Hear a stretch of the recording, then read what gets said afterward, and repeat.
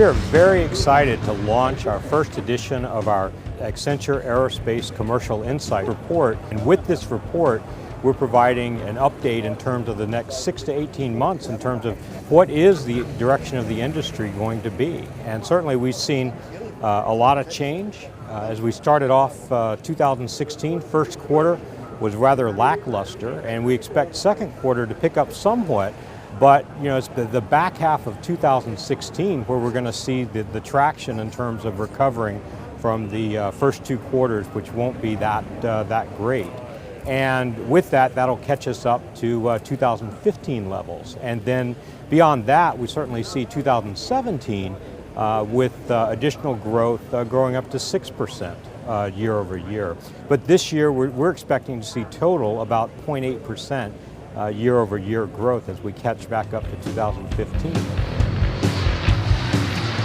And so the implications of that are basically, we'll see orders will continue to flow, but not to the levels that we've seen in prior years.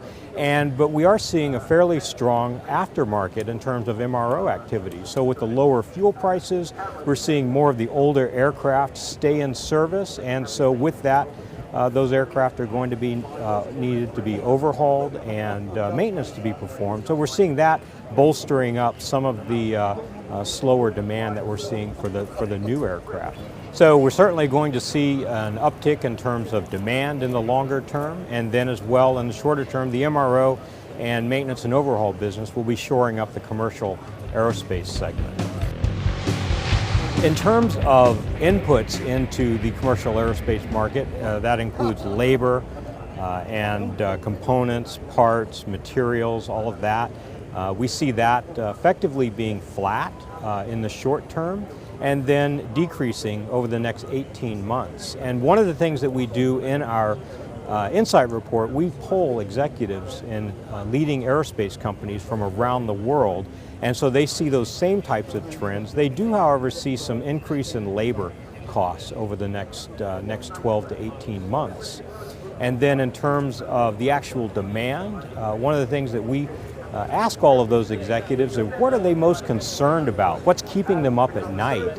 And what we see them really concerned about is political instability and regional conflict. As an industry, looking at setting up for the increase in production rates by the OEMs, so certainly using this time to build up the capacity and using such things as intelligent automation and increasing capacity to take advantage of this time to build up for the ramp-ups.